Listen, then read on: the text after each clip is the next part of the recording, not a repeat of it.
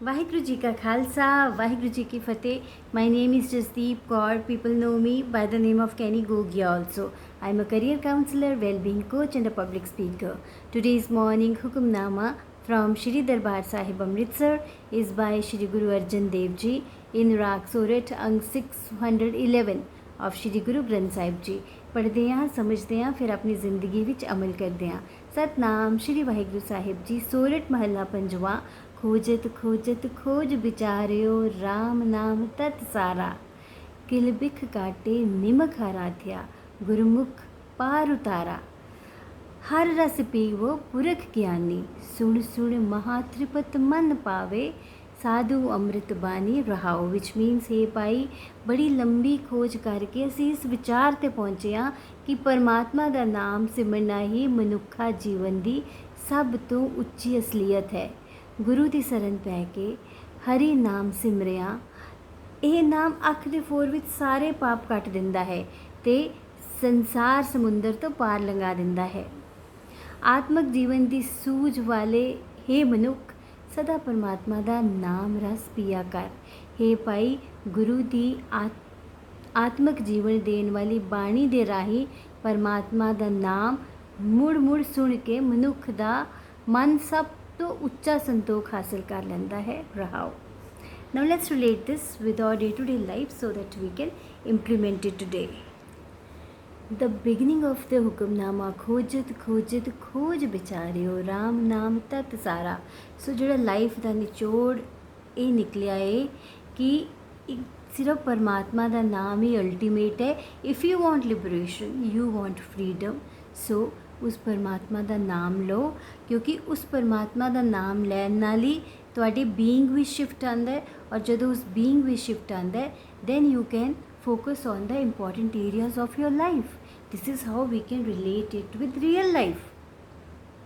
Now we live in an imperfect world ਜਿੱਥੇ ਸਾਡਾ ਕਈ ਤਰ੍ਹਾਂ ਦੇ ਲੋਕਾਂ ਨਾਲ ਸਾਡਾ ਇਨਕਾਊਂਟਰ ਹੁੰਦਾ ਹੈ। ਕੁਝ ਅੱਛੇ ਲੋਕ ਹੁੰਦੇ ਨੇ, ਕੁਝ ਸਾਡੀ ਨਜ਼ਰ ਵਿੱਚ ਬੁਰੇ ਲੋਕ ਹੁੰਦੇ ਨੇ। ਸੋ ਅਗਰ ਅਸੀਂ ਕਿੰਨੇ ਵੀ ਅੱਛੇ ਹੋਵਾਂਗੇ that doesn't mean that bad people will not harm us. They can anyway harm us. It's just like, you know, a bull coming down the street, people are running, one man stands like this and says, no, I'm vegetarian, I'm vegan. So what does that mean? ਇਹਦਾ ਮਤਲਬ ਇਹ ਨਹੀਂ ਹੈ ਕਿ bull ਉਹਨੂੰ harm ਨਹੀਂ ਕਰੇਗਾ. Bull will harm the person anyway because the nature of the bull is such. So don't think that if you are good so ਜਿਹੜੇ ਖਰਾਬ ਇਨਸਾਨ ਨੇ ਉਹ ਤੁਹਾਨੂੰ ਹਰਟ ਨਹੀਂ ਕਰਨਗੇ ਜਾਂ ਤੁਹਾਨੂੰ ਹਾਰਮ ਨਹੀਂ ਕਰਨਗੇ। ਆਈ ਮੀਨ ਜਿਹੜੇ ਖਰਾਬ ਇਨਸਾਨ ਤੁਹਾਡੀ ਨਜ਼ਰ ਵਿੱਚ ਖਰਾਬ ਇਨਸਾਨ ਨੇ according to you they will anyway harm you ਔਰ they can anyway harm you. ਹੁਣ ਇਸ ਦਾ ਇੰਪੈਕਟ ਕੀ ਹੁੰਦਾ ਹੈ ਕਿ ਸਾਡੇ ਅੰਦਰ ਰਿਜ਼ੈਂਟਮੈਂਟਸ ਆ ਜਾਂਦੀਆਂ ਨੇ, ਕਈ ਤਰ੍ਹਾਂ ਦੀਆਂ ਰਿਜ਼ੈਂਟਮੈਂਟਸ। ਅੱਜ ਤੋਂ 5 ਸਾਲ ਪਹਿਲੇ ਦੀ ਗੱਲ ਯਾਦ ਕਰਦੇ ਹਾਂ ਉਸ ਇਨਸਾਨ ਨੇ ਇਹ ਕਹਿ ਦਿੱਤਾ ਸੀਗਾ, ਅੱਜ ਤੋਂ 2 ਸਾਲ ਪਹਿਲੇ ਦੀ ਗੱਲ ਯਾਦ ਕਰਦੇ ਹਾਂ ਉਸ ਇਨਸਾਨ ਨੇ ਇਹ ਕਹਿ ਦਿੱਤਾ ਸੀ। ਸੋ ਪ੍ਰੈਜ਼ੈਂਟ ਮੂਮੈਂਟ 'ਚ ਜਿਹੜੇ ਕੰਮ ਵਿੱਚ ਅਸੀਂ ਫੋਕਸ ਕਰਨਾ ਹੁੰਦਾ ਹੈ, ਅਸੀਂ ਪਰਮਾਤਮਾ ਦਾ ਨਾਮ ਲੈਣਾ ਹੁੰਦਾ ਹੈ, ਉਸ ਚੀਜ਼ 'ਤੇ ਅਸੀਂ ਫੋਕਸ ਨਹੀਂ ਕਰ ਸਕਦੇ। ਇਸ ਕਰਕੇ ਨਹੀਂ ਕਰ ਸਕਦੇ ਕਿਉਂਕਿ ਮਨ ਦੇ ਅੰਦਰ ਤਾਂ ਬੜੇ ਸਾਰੇ ਵਿਚਾਰ ਨੇ, ਬੜੀਆਂ ਸਾਰੀਆਂ ਰਿਜ਼ੈਂਟਮੈਂਟਸ ਨੇ, ਬਹੁਤ ਸਾਰੀ ਥਿੰਕਿੰਗ ਹੈ, ਰਾਦਰ ਕਿ ਓਵਰ ਥਿੰਕਿੰਗ ਹੈ। Then do you think that with this state of mind, with this state of being, can we focus on the Almighty? परमात्मा दी भगती, नाम जपना, नाम जप के अपने इंपॉर्टेंट एरियाज़ वाल ध्यान देना, अपने ज़रूरी कम्मां वाल ध्यान देना कि असी वो कर सकते हैं? नहीं कर सकते। इसी करके असी सानू लगता है कि साड़ा मन क्यों नहीं लग रहा, साढ़े काम क्यों नहीं हो रहे। So it's very important to look at that this world is imperfect. People will be the way they are. So don't have any kind of resentments with them. किसी दे नाल बहुत ज़्यादा attached भी ना हो. Just let it be and focus on the Almighty.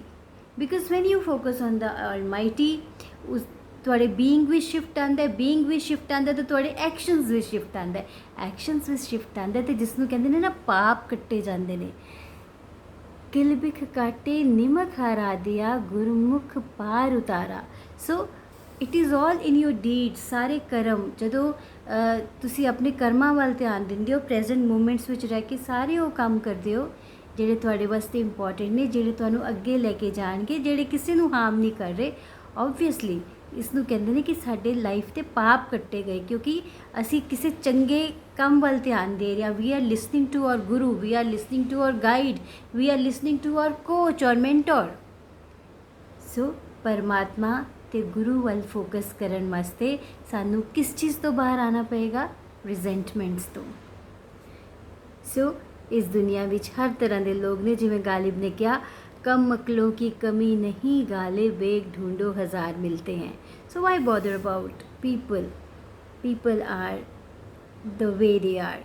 We have to complete our life journey.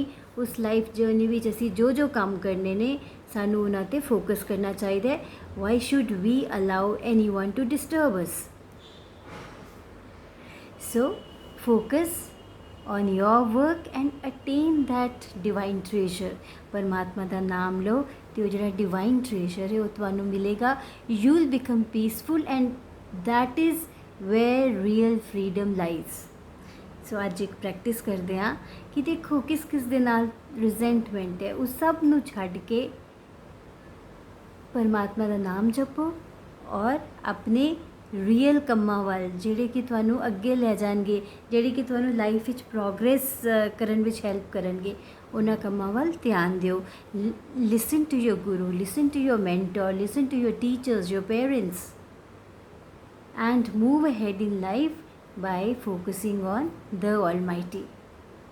ਸੋ ਅੱਜ ਇਸ ਚੀਜ਼ ਦੀ ਪ੍ਰੈਕਟਿਸ ਕਰੋ and then share your experiences with me. Take care, be balanced, be happy. Waheguru ji का खालसा, वाहिगुरु जी की फतेह।